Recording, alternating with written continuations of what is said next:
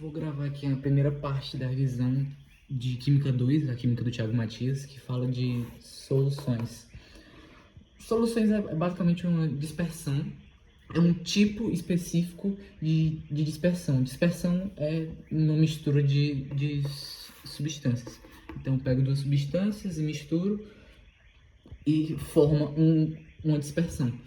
E dentre elas, uma vai ser a dispersante, que é a que tem maior quantidade, e o outro vai ser o disperso, que vai ser o que tem menor quantidade. Então, dentre esses tipos de dispersões, a gente tem a suspensão, que é basicamente quando o dispersante é bem maior, ou quer dizer, o disperso é bem maior do que o dispersante, então ele fica por ali.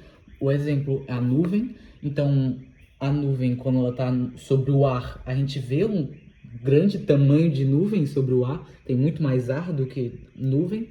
Então, o ar é o dispersante, mas a nuvem está por ali. Então, é um tipo de mistura da água, da nuvem com o ar. O outro tipo é o coloide, que ele parece homogêneo, mas ele não é. Por exemplo, a maionese, o próprio leite. Então, na maionese você tem uma emulsão ali entre uma gordura e o ovo, que seja. E a olho nu a gente não consegue ver, mas com um microscópio simples, microscópio óptico, você já consegue ver a diferenciação. Já consegue ver umas partes de gordura na dispersão. E o principal delas, que é o que a gente vai estudar, são as próprias soluções. São aquelas que eles estão bem juntinhos, são bem juntinhos. Então, as partículas de sal que estão sobre a água só conseguem ser vistas por um microscópio muito bom. Então, a gente vai focar no estudo dessas soluções. Dessas soluções, a gente tem três tipos, que é básico, são aquelas os estados físicos da água. Então, as soluções sólidas, essas misturas bem juntas, são as soluções de meios sólidos. Então, as ligas metálicas. Por exemplo, um ouro 18 quilates. Um ouro, puro ouro, é um ouro 24 quilates. Só que o 24 quilates. Só que o ouro, ele é muito maleável. Então, para misturar, para ele não ficar tão maleável, eles misturam com outros metais. Então, eles formam uma liga metálica, formando um ouro 18 quilates, algo assim. Então, eles vão misturar um ouro com prata, alumínio, que seja, para que fique mais resistente. Então, isso é uma solução. Eles estão misturando duas substâncias ali sólidas. Então, é uma solução sólida.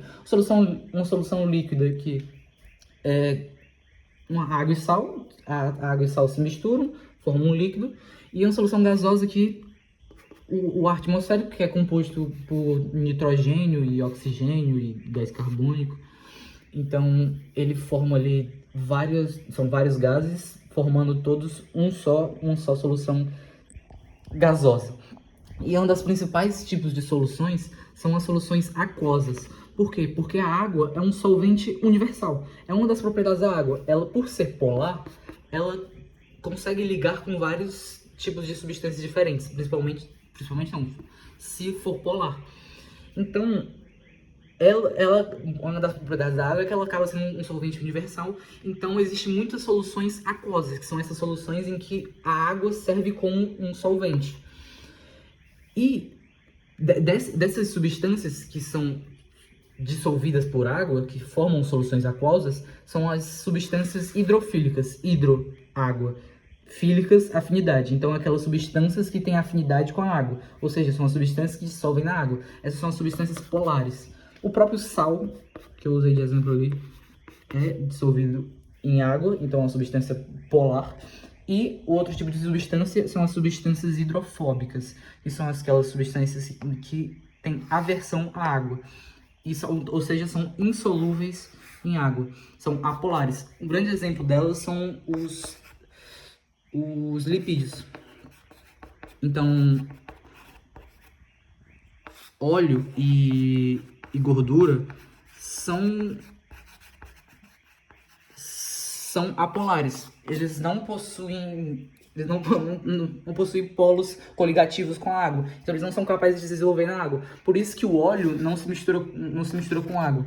Porque a água é polar, é um um solvente universal polar e o óleo é apolar.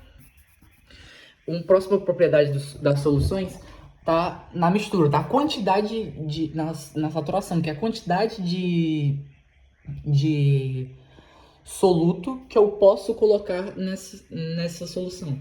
Então, lembra que eu tinha o dispersante e o disperso?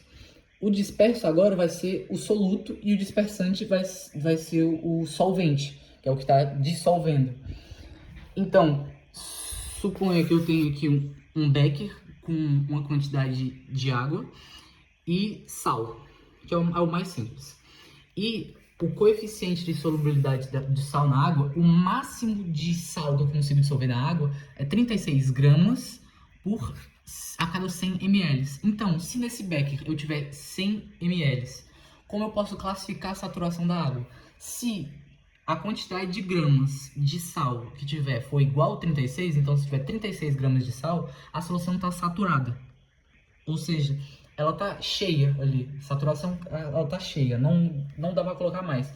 Se colocar mais, aí ela já se forma uma solução super saturada ou saturada com corpo de fundo. Acaba ficando salzinho aqui embaixo, porque não foi capaz de dissolver, certo?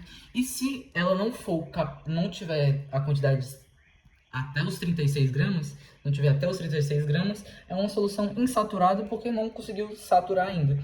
E uma observação aqui, a saturação, ou seja, o quanto de sal que consegue se dissolver em água, ela muda de acordo com a pressão e com a temperatura. Então, dependendo da temperatura e dependendo da pressão, eu posso colocar mais ou menos sal na água. Isso aqui é em temperatura normal, ou seja, 25 graus e 1 atm.